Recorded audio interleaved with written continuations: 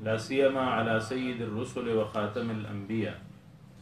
سبحانك لا علم لنا إلا ما علمتنا إنك أنت العليم الحكيم. أما بعد فأعوذ بالله السميع العليم من الشيطان الرجيم. بسم الله الرحمن الرحيم.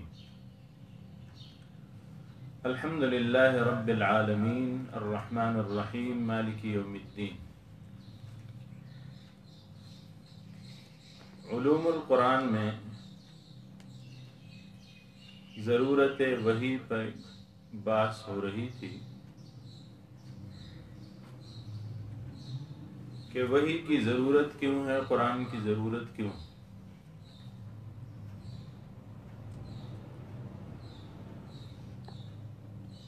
علامہ شمس الحق افغانی رحمۃ اللہ علیہ کے علوم القرآن سے ہم نے 3 دلائل کا تذکرہ کیا تھا.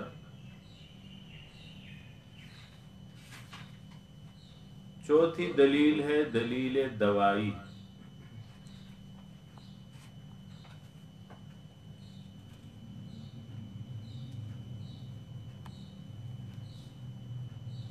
دوا علاج سے ہے،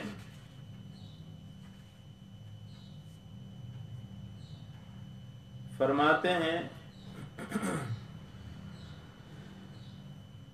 کہ اس عالم تغیر میں بدن انسانی ہو یا روح انسانی، دونوں کو تغیرات پیش آتی ہیں.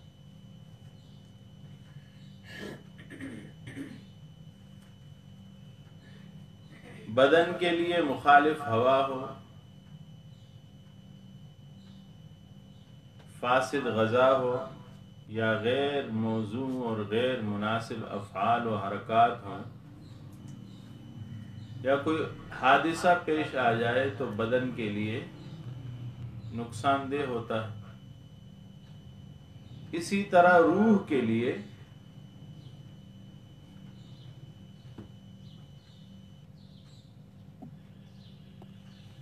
گندے افعال، گناہ کے افعال،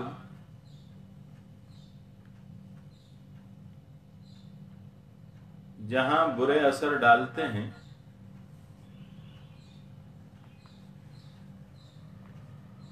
وہاں گندے اور فاسقانہ، ملحدانہ، مشرکانہ عقائد بھی اپنا بھرپور اثر چھوڑتے ہیں.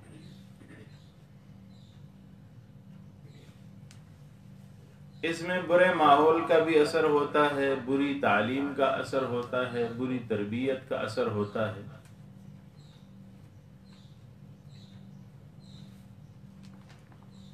اسی طرح برے قوانین کا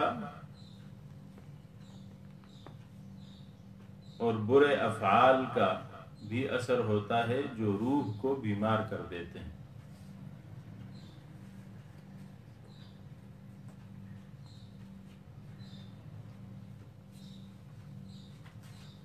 اور جب آدمی بیمار ہوتا ہے تو ڈاکٹر کے پاس، حکیم کے پاس، طبیب کے پاس جاتا ہے کہ اپنا علاج کروائے.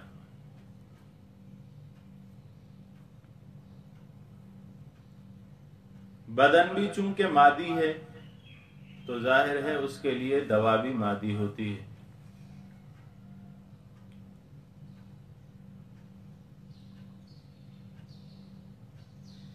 ڈاکٹر و طبیب کو دیکھا جاتا ہے کہ وہ بدنی امراض کو پہلے پکڑے، پھر اس کی دوا متعین کرے، پھر علاج کرے اور مرض کا ازالہ کرے.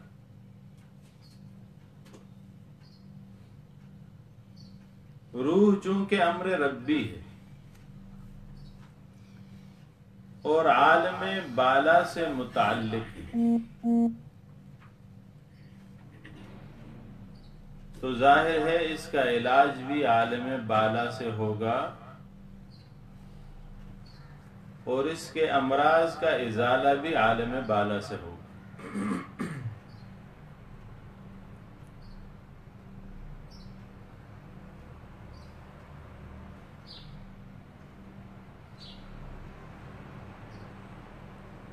اور یہ بھی یاد رکھنا ضروری ہے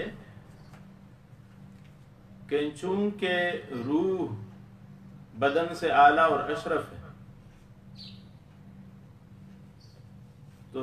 کا علاج بدن کے علاج سے زیادہ ضروری اور اہم ہے۔ بدنی مرض سے وقتی طور پر موت آ جاتی ہے، جبکہ روحانی مرض سے دائمی موت اور ہلاکت واقع ہوتی ہے۔ یہی وجہ ہے کہ بدن کا معالجہ خالق کائنات نے خود انسانی تجربے کے سپرد کر دیا ہے، لیکن روحانی علاج کے لیے اللہ جل شانہ نے انبیاء علیہم الصلوات و تسلیمات کا ایک سلسلہ قائم کیا۔ پھر وہی سے جبریل امین کے ذریعے وحی بھیجی، اپنا کلام بھیجا اور روحانی علاج کے نسخے بتائے۔ چنانچہ قرآن عظیم الشان میں سورہ بنی اسرائیل میں آیت نمبر 81 میں اللہ جل شانہ فرماتے ہیں وَنُنَزِّلُ مِنَ الْقُرْآنِ مَا هُوَ شِفَاءٌ وَرَحْمَةٌ لِّلْمُؤْمِنِينَ، ہم نے شفا بنا کے بھیجا ہے اس قرآن کو۔ تو اگر ضرورت ہی نہیں تھی تو اللہ جل شانہ نے قرآن عظیم الشان میں اسے مومنین کے لیے شفا کیوں قرار دیے اور رحمت کیوں قرار دیے؟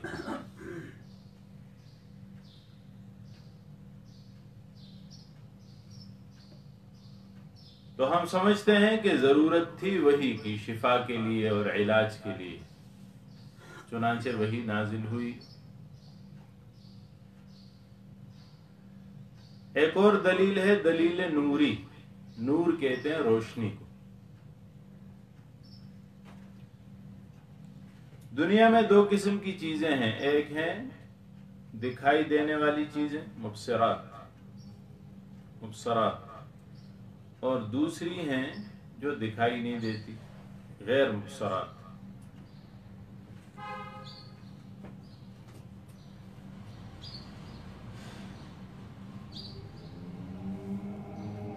دکھائی دینے والی چیزیں جیسے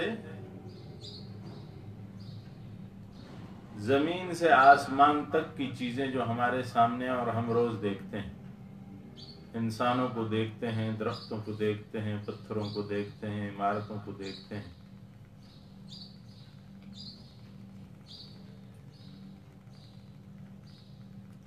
سورج کو دیکھتے ہیں، چاند کو دیکھتے ہیں، ستاروں کو دیکھتے ہیں، یہ دکھائی دینے والی چیزیں۔ دوسری وہ چیزیں ہیں جو دکھائی نہیں دیتی، یعنی معقولات ہیں، عقل میں آتی ہیں، جیسے ایمان ہے، کفر ہے، اطاعت ہے، معصیت ہے،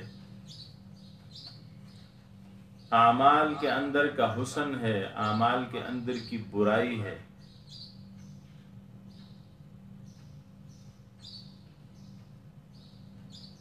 پہلی قسم کی جو چیز ہے یعنی مبصرات جو دکھائی دیتی ہیں، ان کے لیے اللہ جل شانہ نے دو قسم کے نور بنائے ہیں جن سے وہ دکھائی دیتے ہیں۔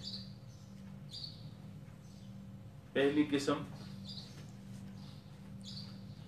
روشنی کی داخلی ہے اور دوسری قسم خارجی ہے۔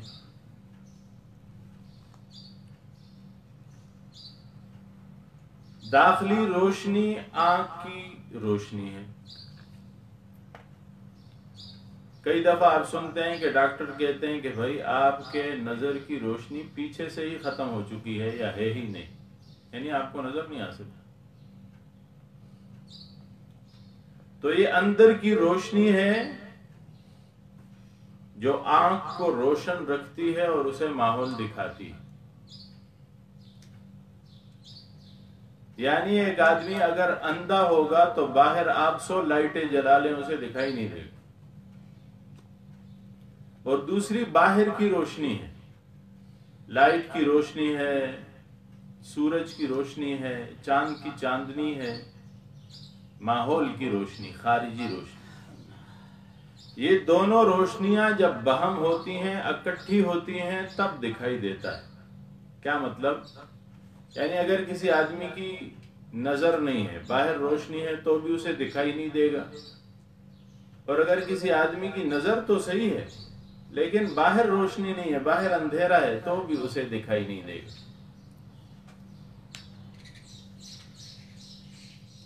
یعنی کسی چیز کو دیکھنے کے لیے دو روشنیوں کا ہونا ضروری ہے، ان چیزوں میں جو دکھائی دیتی ہیں۔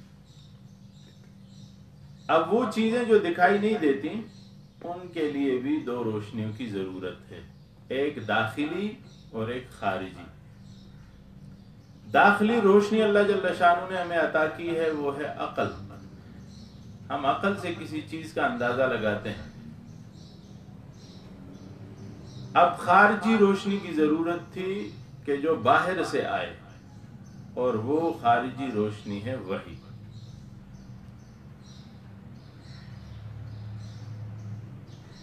عقل وحی کے لیے اور وحی عقل کے لیے ممد و معاون ہے۔ ہمارے استاد صاحب کہا کرتے تھے کہ ایک من علم کے لیے 4 من عقل کا ہونا ضروری ہے۔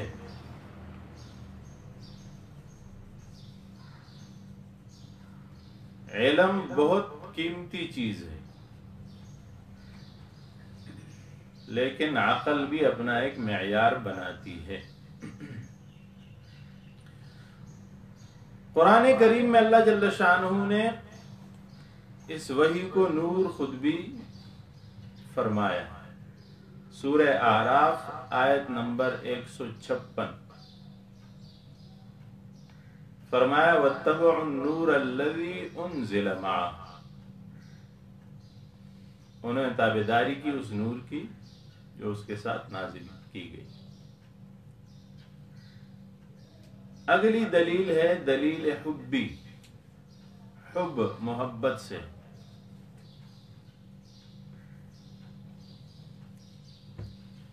سمجھیے کہ انسان بدن اور روح کا مجموعہ ہے، اور بدن اور جسم کے لحاظ سے جسمانی محبوبات چیزیں ہوتی ہیں، کھانے کی چیزیں کسی کو پسند ہیں، پینے کی پسند ہیں، کسی کو لباس کا کون سا طریقہ پسند ہے، کسی کو کون سا پسند ہے، مکان محبوب ہوتے ہیں لوگوں کو، باغات محبوب ہوتے ہیں، علاقے محبوب ہوتے ہیں۔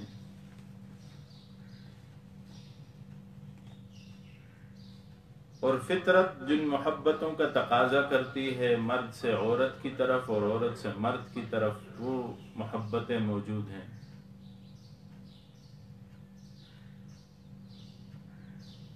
اسی طرح اپنی روحانی خواہش کے فطری تقاضا کے تحت وہ فطرتاً خالق کائنات سے اور خدا سے بھی محبت کرتا ہے۔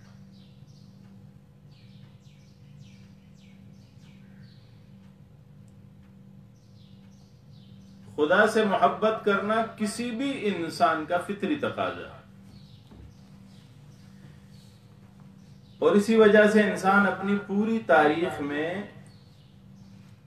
اسی حب الہی کے تقاضے سے کبھی بھی خالی نہیں رہا۔ خواہ اس نے اس فطری تقاضے کا صحیح اظہار کیا ہو جیسے مومنین اور موحدین کرتے ہیں، یا غلط اظہار کیا ہو جیسے مشرکین کرتے ہیں۔ مشرک بھی جب کسی بت کے سامنے جاتے ہیں تو اسے خدا سمجھتے ہیں، یعنی ان کے اندر جو خدا پرستی کا فطری جذبہ ہے وہ موجود ہوتا ہے، نہ صرف موجود ہوتا ہے بلکہ وہ اس کا اظہار کرتے ہیں۔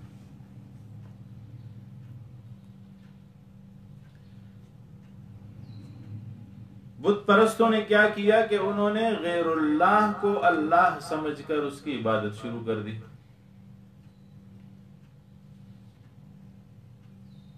لیکن ان دونوں باتوں سے یہ پتہ چلتا ہے جو صحیح اور حقیقی رب کو سجدہ کرتا ہے، معبود سمجھتا ہے، یا وہ آدمی جو غیر حقیقی خدا کو خدا بنا کے اس کی عبادت کرتا ہے، دونوں سے یہ بات سمجھ آتی ہے کہ دونوں میں محبت الہی موجود ہے، کیونکہ یہ ایک فطری تقاضا ہے۔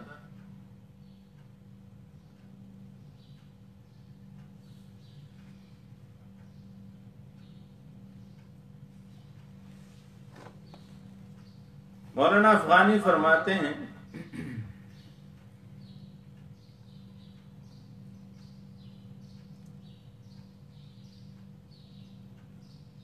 کہ کمیونزم اور اسلام نامی اپنی کتاب میں نے کمیونسٹوں کا یہ قول نقل کیا کہ خدا کی جگہ پر لازم ہے کہ ہم ایک مصنوعی خدا لوگوں کے لیے بطور بدل تجویز کر دیں تاکہ اس فطری جذبے کی تسکین کا سامان ہو۔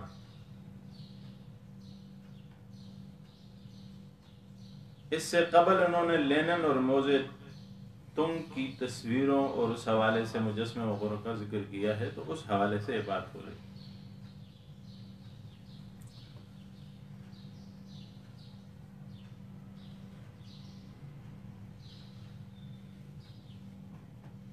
فرمایا چنانچہ انہوں نے اشتراکیت کے ممتاز لیڈروں کو یہ مقام دے دیا،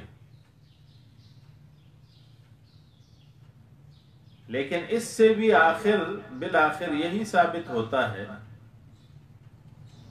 کہ محبت الہی ایک فطری جذبہ ہے اور ہر جذبے کے کچھ تقاضے ہوتے ہیں۔ اس حب الہی کے لیے مظہر ہونا ضروری ہے، اور وہ مظہر خدا کی پسند اور ناپسند کی پیروی کرنا ہے۔ آپ کسی سے محبت کرتے ہیں، کیسے پتہ چلے گا؟ ایک عارف کہتے ہیں تاصل الہ وانت تظہر حبہ ھذا لعمری فی الفعال بدیع لو کان حبک صادقا لأطعتہ ان المحب لمن يحب مطیع۔ آپ اللہ کی نافرمانی کر رہے ہیں اور کہتے ہیں کہ میں اللہ سے محبت کرتا ہوں، ایسا تو ممکن نہیں۔ اگر آپ اپنی محبت کے دعوے میں سچے ہیں تو غور کیجئے کہ محبت کرنے والا اپنے محبوب کے تابع ہوتا ہے۔ اگر آپ کو اللہ سے محبت ہے تو اس کی اتباع اختیار کرنا پڑے گی۔ اب اتباع کیسے اختیار کریں؟ اس کے لیے اللہ جل شانہ کی پسند اور ناپسند کا ہمیں علم ہونا چاہیے، اور یہ علم کیسے ہوگا؟ جب اللہ جل شانہ اپنے کلام کے ذریعے سے ہمیں بتائیں گے تو وحی کی ضرورت پیش آئی۔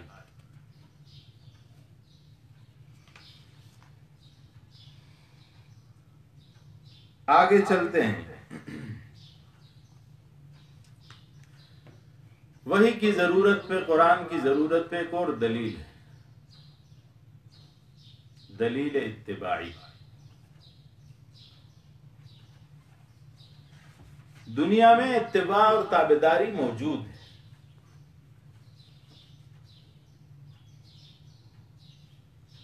زیادہ تر اتباع کی ہم قسمیں دیکھتے ہیں۔ اولاد والدین کی تابعدار ہوتی ہے،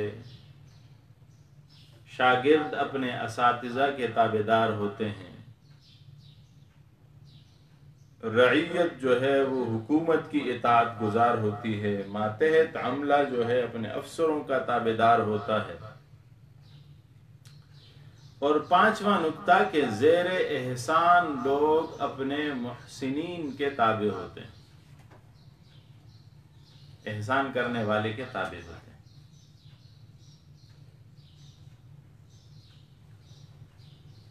یہ 5 قسمیں ہو گئی، یہ ساری کی ساری فطری ہیں اور ساری کی ساری معقول ہیں، غیر معقول نہیں۔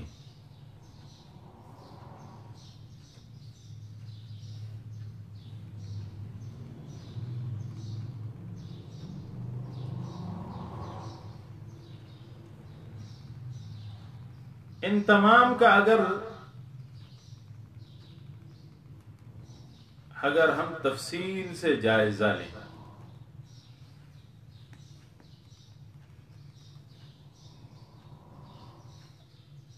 تو اسی اطاعت کی وجہ سے تمدن کا جو نظام ہے، معاشرت کا جو نظام ہے، حکومت کا جو نظام ہے،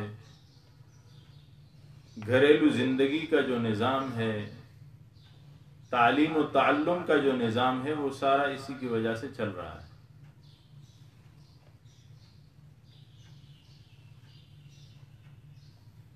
اگر اولاد والدین کی اطاعت نہ کرے تو گھریلو زندگی تباہ ہو جائے گی۔ استاد اور شاگرد ایک دوسرے کے ساتھ پڑھتے پڑھاتے ہیں، تو شاگرد اگر اتباع نہیں کرے گا تو تعلیم کا نظام درہم برہم ہو جائے گا۔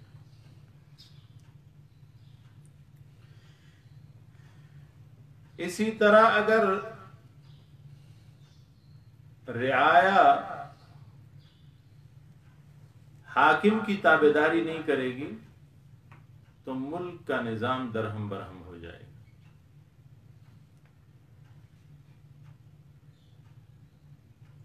ماتحت عملہ اگر افسران کی اطاعت نہیں کرے گا تو سسٹم تباہ ہو جائے گا، کسی بھی ادارے کا نظام ختم ہو جائے گا۔ اسی طرح وہ آدمی جس پہ احسان کیا گیا ہے اگر وہ محسن کی تابعداری نہیں کرے گا تو احسان کا وجود ختم ہو جائے گا، لوگ احسان کرنا چھوڑ دیں گے۔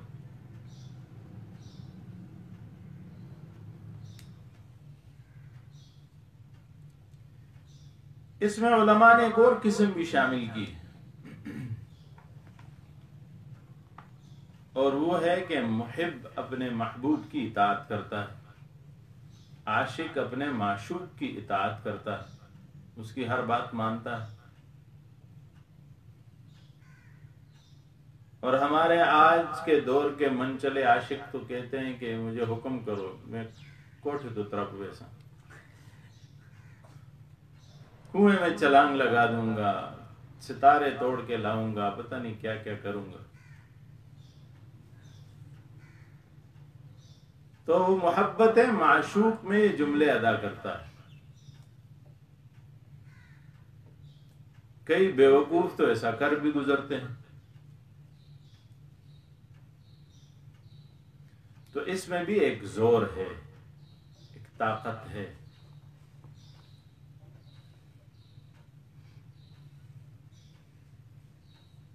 مجنون کے بارے میں آتا ہے، اس کا نام تھا قیس، لیکن مجنون سے مشہور ہوا۔ مجنون کا معنی ہے عربی میں دیوانہ۔ لیلا سے اسے محبت تھی،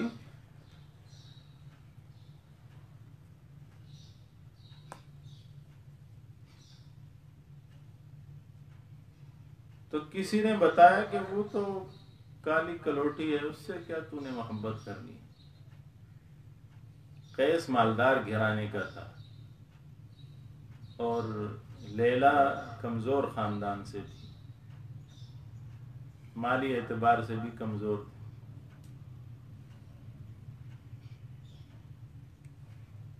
لیکن اسے اگر محبت ہو گئی تو ہو گئی۔ اس نے کہا میری آنکھ سے آپ نے دیکھا نہیں، اس وجہ سے آپ کو ایسا لگ رہا ہے۔ گلیوں میں پھرتا تھا، دیوانہ ہو گیا تھا۔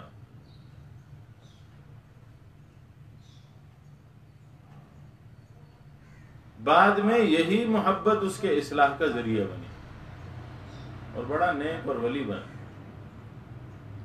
خیر، تو گلیوں میں پھرتا تھا، اس کے گلی کے کتوں کو بوسے دیتا تھا۔ اس کے گھر کا کتا نہیں ہوتا تھا، اس کی گلیوں کے جو کتے تھے انہیں بوسا دیتا تھا۔ اس کے گھر کی دیواروں کو چومتا تھا اور کہتا امر علی الدیار دیار لیلا، امر علی الدیار دیار لیلا، اقبل ذا الجدار وذا الجدار، وما حب الدیار شغفن قلبی ولكن حب من سكن الدیار۔ کہتا تھا کہ میں پھرتا ہوں لیلا کی گلیوں میں اور اس کی دیواروں کو چومتا ہوں۔ مجھے ان دیواروں نے پاگل نہیں بنایا، دیواروں کے اندر جو شخصیت رہتی ہے اس نے مجھے پاگل بنایا ہوا۔ عرض کرنے کا مقصد یہ ہے کہ عاشق و معشوق کے بیچ میں جو تعلق ہوتا ہے وہ عاشق کو اتباع پہ مجبور کرتا ہے. تو یہ بھی ایک بڑی وجہ ہے.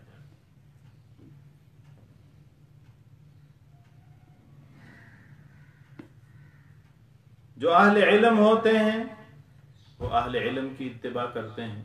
امام ابو حنیفہ رحمۃ اللہ علیہ 1300 سال سے زیادہ کا عرصہ ہو چکا. امام بخاری رحمۃ اللہ علیہ خیر القرون کے یہ لوگ کتنی محبت لوگ ان سے کرتے ہیں. شیخ عبد القادر جیلانی رحمۃ اللہ علیہ اہل معرفت ان کی اطاعت کرتے ہیں. دنیا میں مسلمان ممالک میں اکثریت ممالک کے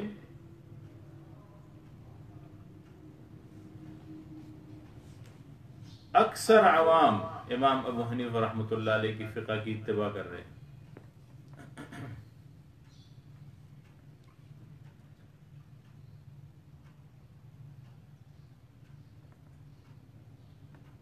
اور پھر ہم دیکھتے ہیں کہ اس کے علاوہ بھی سیاسی طور پہ لوگ اپنے لیڈروں کے پیچھے کتنا چلتے ہیں، ان کی اتباع کرتے ہیں.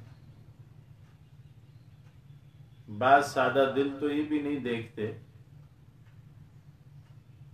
کہ اس نے کوئی معقول بات کی ہے تو ہم اس کے ساتھ ہو جائیں. بعض سادہ دل یہ بھی نہیں دیکھتے کہ اس نے شریعت کی کے خلاف یا شریعت کے منافی بات کی ہے تاکہ ہم اس کی اتباع نہ کریں. بعض اندھے مقلد ہوتے ہیں، پیچھے چلنے والے.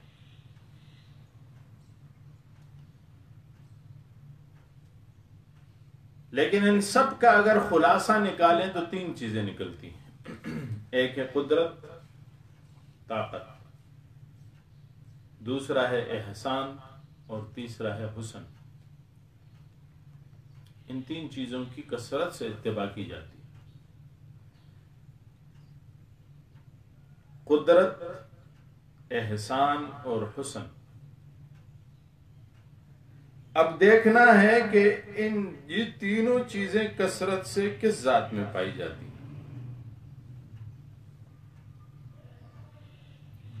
ہم پہلے بھی پڑھ چکے ہیں کہ قدرت کس کی سب سے زیادہ ہے. واللہ علی کل شیء قدیر. اللہ ہر چیز پہ قادر ہے.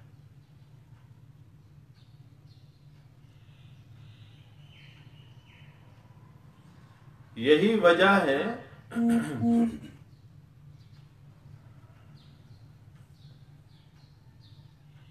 کہ دنیاوی قدرتیں تو اللہ جل شانہ کی ودیعت کرتا ہے. قل اللہم مالک الملک تؤتی الملک من تشاء وتنزع الملک ممن تشاء. اللہ مالک الملک ہے، وہ تو بادشاہیاں تقسیم کرتا ہے اور بادشاہیاں چھین لیتا ہے.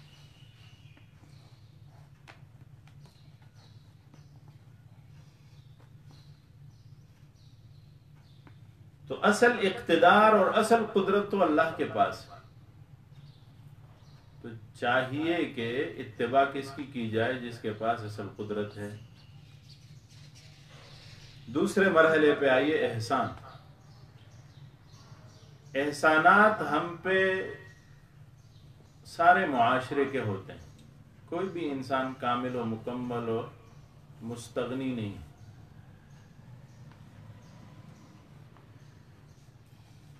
اللہ جل شانہ نے انسان کو پیدا ہی اس طرح کیا ہے کہ اس کی کچھ خصوصیات ہیں.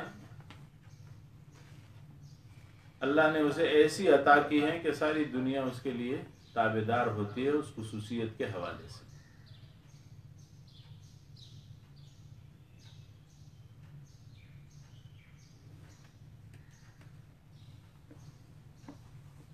مثلا ایک آدمی طبیب ہے تو لوگ اس کے پاس جاتے ہیں کہ طبی ضرورت ہے.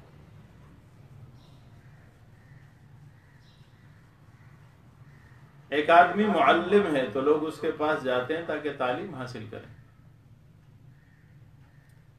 حتیٰ کہ معاشرے میں رہنے والے ادنا سے ادنا کام میں جڑے ہوئے لوگوں کی بھی ضرورت پڑتی ہے.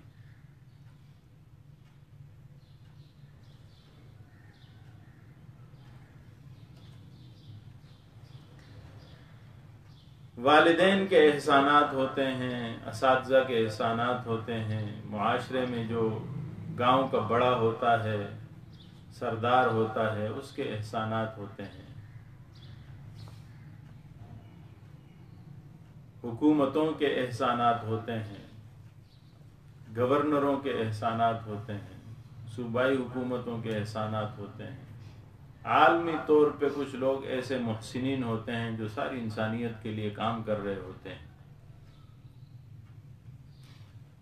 تو یہ سارے احسان کرنے والے ہیں، لیکن ڈھونڈنا یہ ہے کہ سب سے بڑا محسن کون، سب سے بڑا احسان کرنے والا کون.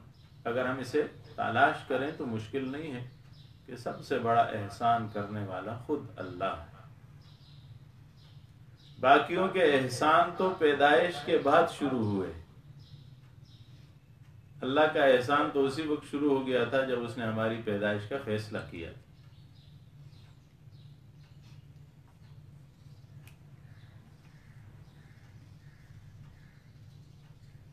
دنیا کے سارے محسنین کے احسانات کو اگر جوڑ لیا جائے تو اللہ جل شانہ کی کسی ایک احسان کے ایک ذرے کے برابر بھی نہیں. آج اگر کسی کی آنکھ ضائع ہو جائے تو اسے دوسری آنکھ ڈھونڈنے کے لیے نکلنا پڑتا ہے. پہلے اسے آنکھ ملتی نہیں، مل جائے تو اس کے پیسے ادا کرنا پڑتے ہیں. لاکھوں روپے لگا کے وہ ایک آنکھ لے لیتا ہے اور وہ بھی اس طرح کام نہیں کرتی جس طرح پہلے آنکھ کام کرتی تھی.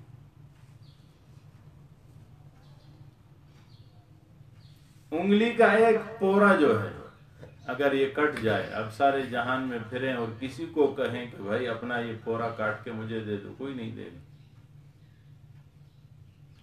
اس کی قیمت تب پتہ چلتی ہے کہ اللہ نے اس ایک انگلی کے ایک پورے کو کتنی قیمتی چیز ہمیں عطا کی ہے اس صورت میں.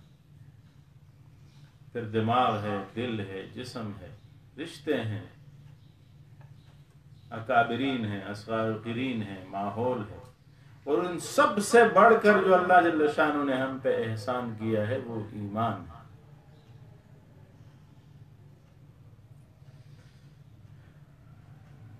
اور قرآن عظیم الشان میں اللہ جل شانہ خود بھی فرماتے ہیں فَبِأَيِّ آلَاءِ رَبِّكُمَا تُكَذِّبَانِ. انسان اور جنات سے خطاب کر کے میری کون کون سی نعمتوں کو کوئی ایک ہو. اللہ خود فرماتے ہیں وَإِن تَعُدُّوا نِعْمَةَ اللَّهِ لَا تُحْصُوهَا. اگر تم بیٹھو شمار کرنے لگو میرے احسانات، شمار نہیں کر پاؤ. ایک حدیث پاک میں سارے درخت قلم بن جائیں، سارے انسان لکھنے والے بن جائیں، اور سارے سمندر سیاہی بن جائیں، اور یہ لوگ اللہ کے احسانات لکھنا شروع کریں، سیاہی خشک ہو جائے گی، ہاتھ ٹوٹ جائیں گے، قلم گھس جائیں گے، لیکن اللہ کے احسانات کا شمار ممکن نہیں ہے. تو سب سے بڑا احسان کرنے والا کون ہوا؟ اللہ. اتباع کس کی ہونی چاہیے؟ اللہ کی. آگے چلیے حسن، تیسرا نقطہ. سب سے زیادہ حسین کون ہے تاکہ اس کی اتباع کرے؟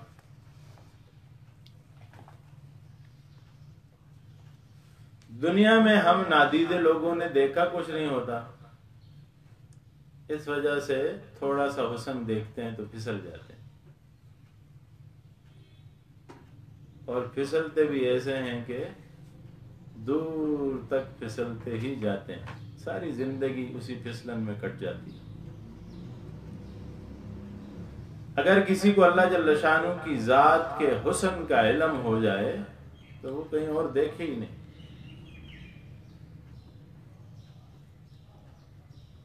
ہر ایک پہ بہترین واقعات ہیں، لیکن میں بات کو سمیٹتے ہوئے آگے چلنا چاہتا ہوں کہ حسن کی لوگوں نے اتباع کی. علماء کرام فرماتے ہیں کہ اللہ جل شانہ جب حسن تقسیم کر رہے تھے تو 99 حصے حسن اپنے پاس رکھا. اللہ نور السماوات والارض، آسمان و زمین کا سارا نور تو اللہ جل شانہ کا ہے.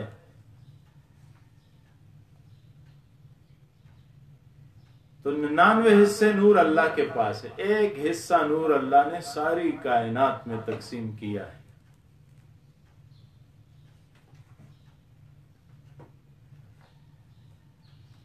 اب خود دیکھیے پھر جناب رسول اللہ صلی اللہ علیہ وسلم کو کتنا حسن دیا، یوسف علیہ السلام کو کتنا حسن دیا،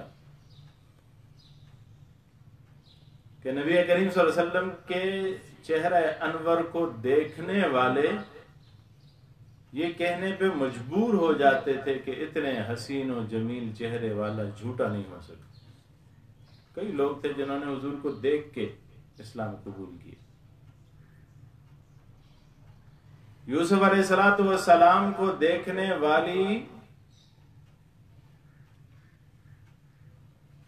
پری زادیوں نے اپنی انگلیاں کاٹ لی. وَقَطَّعْنَ أَيْدِيَهُنَّ وَقُلْنَ حَاشَ لِلَّهِ مَا هَذَا بَشَرٌ. تو جب ایک حصہ حسن اب بھی کائنات میں وہی ایک حصہ حسن پھیلا ہوا ہے جس کی تلاش میں منچلے نوجوان پھرتے ہیں،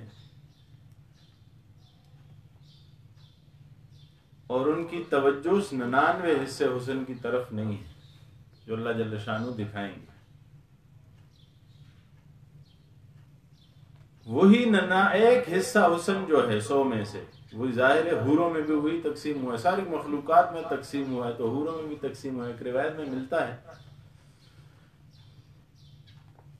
کہ جب انسان جنت میں جائے گا، مسلمان متقی پرہیزگار جب وہاں پہنچے گا تو جنت میں حوریں اس کا استقبال کریں گے.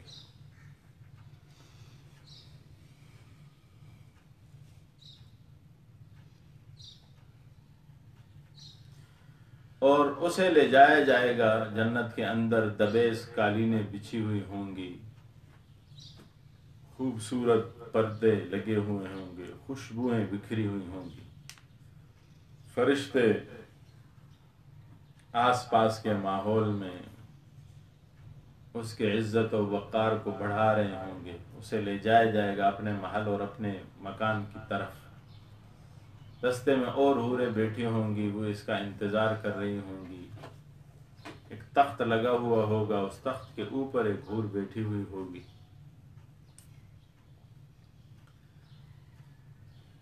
یہ سمجھے گا کہ شاید یہ حور عین ہے یا میری بیوی ہے. تو فرماتے ہیں کہ یہ قریب جائے گا تو وہ نیچے جو حوریں ہیں سٹیپ بائی سٹیپ بنے ہوئے محل میں نیچے جو حوریں ہوں گی وہ بھی بہت خوبصورت ہوں گی. یہ انہیں دیکھے گا تو اسے کہیں گے اسے دیکھو وہ ہماری سردار ہے. یہ اسے دیکھے گا تو بے ہوش ہو جائے گا. وہ آگے پانی وغیرہ یا کچھ ڈال کے اسے ہوش دلائیں گے کہ بھائی اٹھو، میں نہیں ہوں، وہ آگے. تو دیکھا ہی کی تو نے ابھی دیکھا ہی کیا ہے.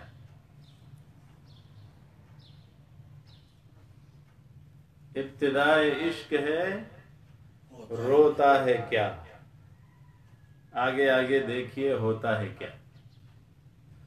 تو شاعر کی روح کے معذرت کے ساتھ یوں کہا جائے تو بہتر ہوگا، ابتدائے عشق ہے سوتا ہے کیا، آگے آگے دیکھیے ہوتا ہے کیا. بے ہوش ابھی سے ہو رہے ہو، ابھی تو دیکھا ہی نہیں ہے. چلتے جائیں گے، اسے لے جائیں گے ایک محل. حدیث پاک میں آتا ہے کہ 80 میل لمبا ایک خیمہ، 60 میل چوڑا ایک خیمہ ہوگا، اس کے پیچھے اس کا محل ہوگا. عرب کی سرزمین پہ جو لوگ گئے ہیں انہیں پتا ہے کہ وہ گھر الگ سے بناتے ہیں، گھر کے صحن میں اور دروازے کے اندر ایک خیمہ لگاتے ہیں. زیادہ تر اس خیمے میں رہتے ہیں. تو جنت میں بھی ایک محل ہوگا اور اس کے سامنے ایک خیمہ ہوگا، وہ خیمہ 80 میل لمبا ہوگا، تو محل کتنا ہوگا؟ اس میں کوئی ستون نہیں ہوگا۔ وہ اپنے محل سے نکل کے اس خیمے میں آئے گی اور خیمے سے بھاگتے ہوئے اس دروازے سے اس دروازے تک بھاگتے ہوئے آئے گی کہ میرا خامند آ رہا ہے، جنت میں میرا دوست آ رہا ہے۔ تو وہ جب یہ خیمے کے اندر انٹر کرے گا، وہ خیمے کے اندر کھڑی ہوگی، باہر نہیں آئے گی۔ حور مقصورات فی الخیام، قرآن کہتا ہے کہ یہ خیموں کے اندر پابند حوریں ہیں، وہ باہر نہیں آ سکتی۔ لم یطمثہن انس قبلہم ولا جان، ان کو ٹچ کرنا تو دور کی بات ہے، ان کو کسی نے دیکھا ہی نہیں ہوگا، نہ انہوں نے کسی کو دیکھا ہوگا۔ عورت کی پہچان کیا ہے؟ عورت کی پہچان یہ ہے، مومن عورت کی، کہ نہ اسے کسی نے دیکھا ہو غیر محرم نے، اور نہ اس نے کسی کو دیکھا ہو۔ نبی کریم صلی اللہ علیہ وسلم کھڑے تھے، حضرت عائشہ رضی اللہ تعالیٰ عنہ، حضرت حفصہ رضی اللہ تعالیٰ عنہ دونوں ان کے پاس کھڑی تھیں، اور سامنے سے عبداللہ ابن ام مکتوم نابین صحابی ہیں، وہ تشریف لا رہے تھے۔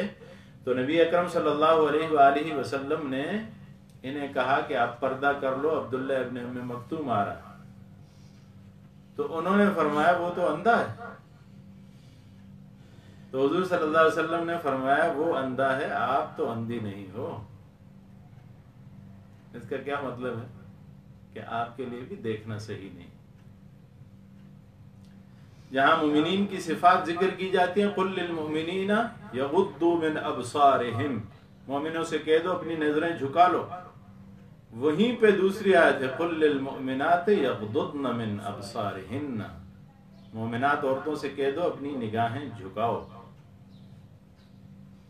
ہمارے استاد ہیں شیخ الحدیث مولانا محمد ادریس صاحب دامت برکاتہم العالیہ،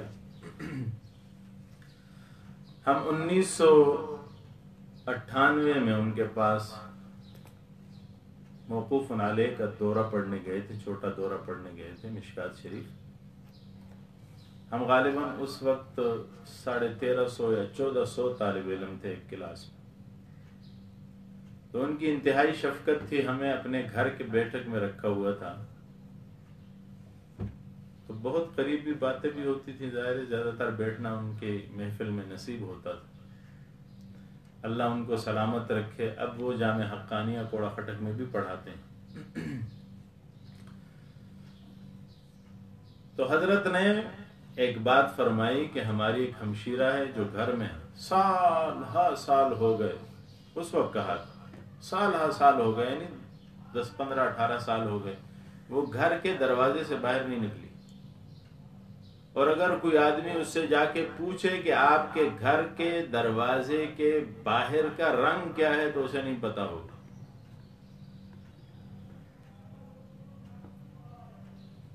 بجائے اس کے کہ ہم استفسار کرتے کہ حضرت آدمی بیمار بھی ہوتا ہے، علاج کے لیے آخر جانا پڑ جاتا ہے، انہوں نے خود ہی وضاحت کی کہ جب وہ بیمار ہوتی ہے تو ہمیں کہتی ہے ڈاکٹر کو بلا لاؤ، میں نے باہر نہیں جانا، اور وہ اس آیت پہ عمل کرتی ہے، وَقَرْنَ فِي بُيُوتِكُنَّ، قرآن کا حکم ہے، اللہ کا حکم ہے عورتوں کو کہ اپنے گھروں میں بیٹھی رہو، وَلَا تَبَرَّجْنَ تَبَرُّجَ الْجَاهِلِيَّةِ الْأُولَى۔ باہر کیف یہ تقوی کا اعلیٰ معیار ہے، فتویٰ اس پہ گرچہ نہیں ہے لیکن تقوی کا بلند معیار ہے۔ میں عرض یہ کر رہا تھا کہ جب اس حور عین کو دیکھے گا تو یہ اسے دیکھتے ہی پھر بے ہوش ہو جائے گا، ویسے اپنے جھولی میں لے گی، بیٹھے گی اور اسے ہوش دلائے گی، اور یہ جب ہوش میں آئے گا تو دیکھے گا کہ اس کا چہرہ اس کے چہرے پہ جھکا ہوا ہے، پھر بے ہوش ہو جائے گا۔ عزیزان محترم، اس حور کو اللہ نے پیدا کیا، اور یہ اس حسن کا ایک حصہ ہے جو ساری کائنات پہ تقسیم ہو چکا ہے۔ 99 حصے حسن اللہ کا ہے، تو تابعداری اگر قدرت کی وجہ سے ہے تو سب سے بڑا قادر وہ ہے، تابعداری اگر احسان کی وجہ سے ہے تو سب سے بڑا محسن وہ ہے، تابعداری اگر حسن کی وجہ سے ہے تو سب سے بڑا حسن، عظیم حسن اسی کا ہے۔ لہذا تابعداری اللہ کی ہونی چاہیے، اور اللہ کی تابعداری کیسی ہوگی؟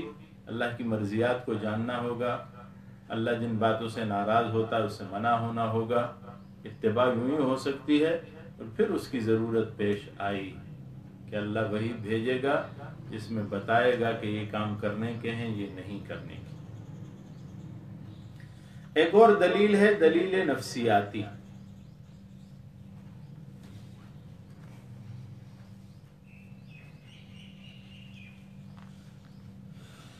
فرماتے ہیں کہ انسان اگر اپنے نفس اور روح کے آئینے پر نظر ڈالے تو کلام الہی یا قرآن کی ضرورت خود اس کے دل و دماغ اور ضمیر کی خاموش آواز۔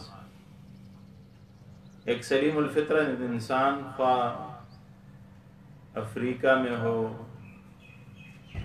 آزاد قبائل میں ہو، پہاڑوں میں ہو، ریگستانوں میں ہو، جب وہ کسی برائی کا ارتکاب کرتا ہے، خواہ بدفعلی کرے، قتل کرے، کوئی بھی چھوٹا بڑا گناہ کرے، تو اس کا دماغ اور ضمیر اس کے جرم کے ارتکاب سے متاثر ہوتا ہے، اسے خود اس بات کا احساس ہوتا ہے۔ اپنے نفس میں وہ انقباض کو خود محسوس کرتا ہے، اس کی گرفت کرنے والا کوئی نہ ہو، اس کے اس عمل پہ کوئی حکومت نہ ہو، کوئی عدالت نہ ہو، کوئی پولیس نہ ہو، کوئی ضابطہ نہ ہو، کوئی قانون نہ ہو جو اس پہ پکڑ کر سکے، پھر بھی اس کا نفس اس پہ پکڑ ضرور کرتا ہے۔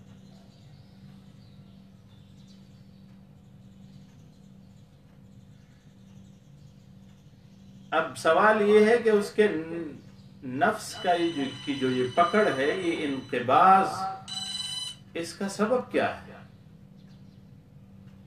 اگر کہا جائے کہ یہ تاثر اس وجہ سے کہ اس نے جرم کیا، یعنی قانون کو توڑا، تو مفروض صورت میں تو کوئی انسانی قانون ہے ہی نہیں، تو نہ کوئی سزا کا اندیشہ ہے،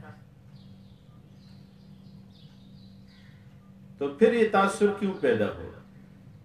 شمس الحق افغانی رحمۃ اللہ علیہ فرماتے ہیں ظاہر ہے کہ چاہے غیر شعوری طور پر ہی صحیح، لیکن مذکورہ جرم پر ضمیر نے محسوس کیا کہ اس نے کسی قانون کی خلاف ورزی ضرور کی، قانون بظاہر ہے لیکن اس نے ضرور مخالفت کی۔ اگر وہاں انسانی قانون ناپید ہے تو پھر ایک حقیقی اور الہی ضابطہ انسانی اعمال کے متعلق ضرور موجود ہے جس کا اس نے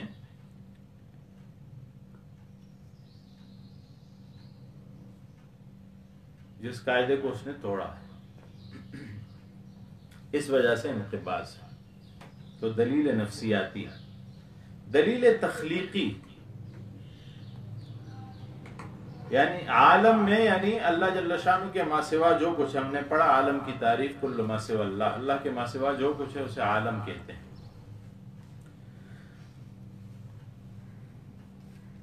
عالم دو چیزوں کا نام ہے،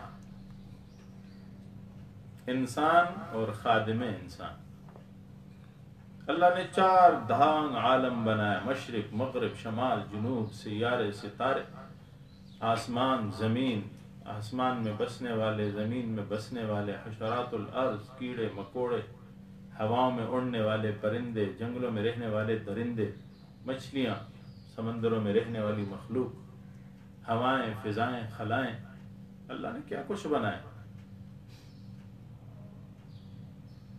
علماء فرماتے ہیں کہ ان سب کو اللہ جل شانہ نے انسان کا خادم بنا کر بھیجا ہے۔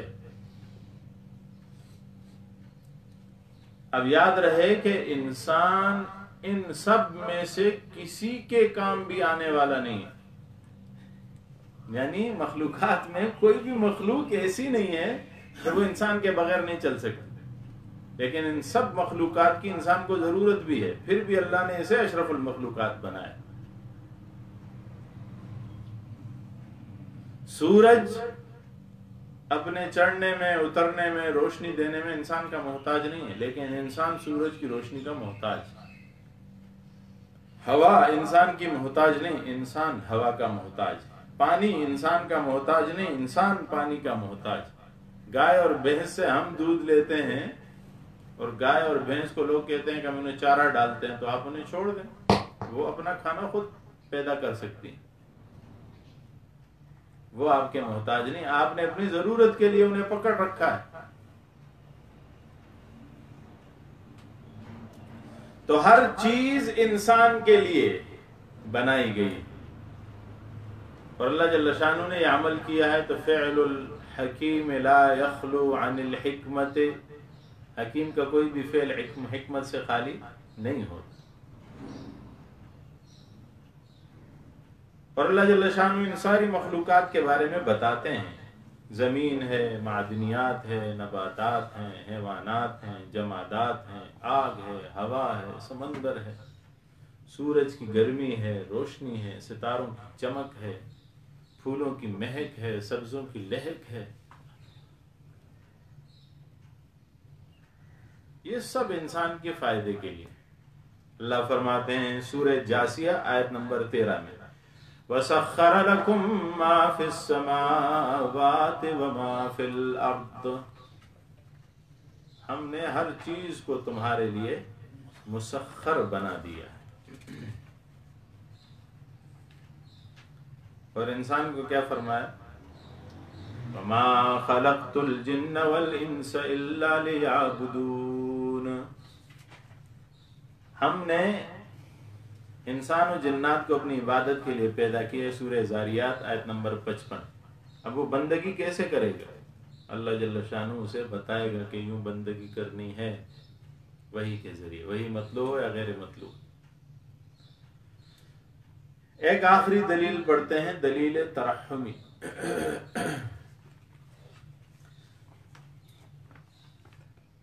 رحمت و شفقت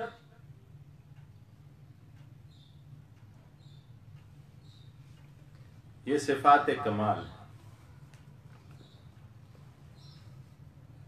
اگر کسی میں رحمت نہیں ہے تو اس میں نقص ہے، کمی ہے، اور اللہ جل شانہ کی ذات تو اس سے بھری ہوئی ہے۔ ہم نے پڑھا بسم اللہ الرحمن الرحیم میں اللہ نے 2 رحمتوں کا ذکر کیا۔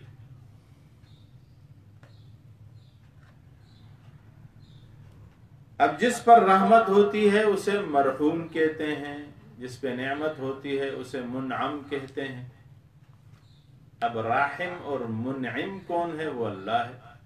مرحوم اور منعم کون ہے؟ وہ انسان ہے۔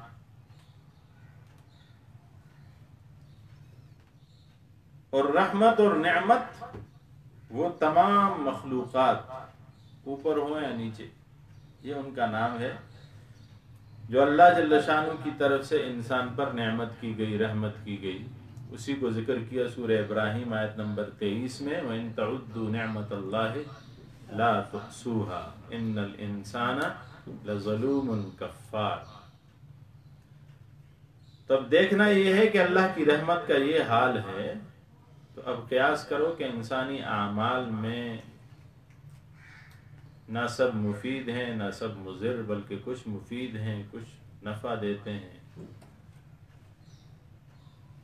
اس بات پر اقوام عالم کا فرماتے ہیں اتفاق ہے۔ مثلا عدل اچھا ہے، ظلم برا ہے، لیکن اعمال لطیف اشیاء ہیں جن کی مضرت اور منفعت کسی لیبارٹری کے ذریعے، تحلیل اور تجزیہ کے ذریعے معلوم نہیں کی جا سکتی۔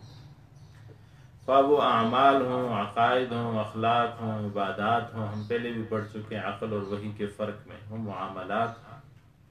لہذا اگر ان امور کے متعلق جن کے لیے انسانی فکر رسا نہیں ہے، عقل کی رسائی نہیں ہے، تو اب ضرورت ہے کہ کوئی ذات ایسی ہو جو ان امور میں ہمیں سیدھی راہ دکھائے اور رحمت سے ایسا رستہ دکھائے جس سے ہمارا فائدہ ہو جائے۔ یہ تھے بحث ضرورت وحی اس پہ ہم نے وضاحت کی۔ اب علماء کرام ایک اور مبحث کو ذکر کرتے ہیں، اور وہ مبحث ہے کہ وحی میں، کشف میں اور الہام میں کیا فرق ہے۔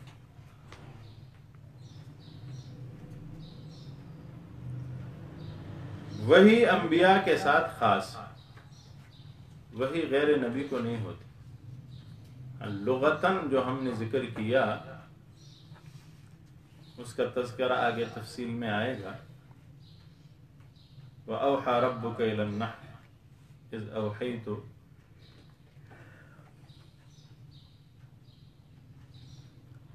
إِلَىٰ أُمِّهِ مَا يُوحَىٰ، غالباً موسیٰ علیہ السلام کی والدہ کا ذکر ہے۔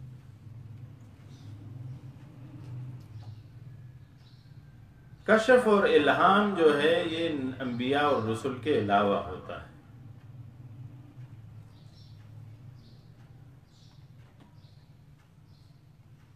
پھر کشف مخفی چیزوں کا واضح ہو جانا،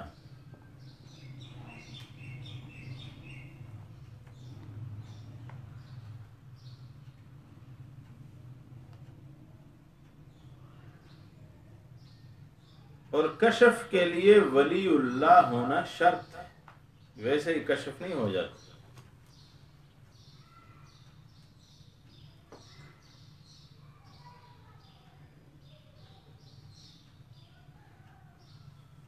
اور الہام کے لیے بھی ظاہر ہے ولی اللہ ہونا شرط ہے۔ لیکن ایک چیز کو سمجھنا چاہیے کہ کشف یہ حسیات کے ساتھ متعلق ہے، جبکہ الہام وجدانیات کے ساتھ متعلق ہے۔ ایک اور فرق ہے کشف اور وحی میں، کشف اور الہام میں، کہ حسیات اور وجدانیات کا تعلق بعض کہتے ہیں کہ کشف سے، ایک فرق ہم نے پڑھا کہ کشف حسیات سے ہے، الہام وجدانیات سے۔ دوسرا قول یہ ہے کہ حسیات اور وجدانیات دونوں کا تعلق کشف سے ہے، جبکہ الہام من جانب اللہ ہوتا ہے۔ باقی اس کی تفصیلات ہیں، انشاءاللہ العزیز کل کے درس میں اسے بیان کرنے کی کوشش کریں گے۔ کشف کی بھی وضاحت ہے اور پھر الہام کی بھی وضاحتیں ہیں، اور اس پہ 10-15 منٹ کی گفتگو انشاءاللہ کل ہوگی۔ وآخر دعوائی الحمدللہ رب العالمین۔ وقفہ ہے، اور وقفے کے کچھ لمحے بعد انشاءاللہ پھر دوسری طرف سے ترجمہ اور تفسیر پڑھیں گے۔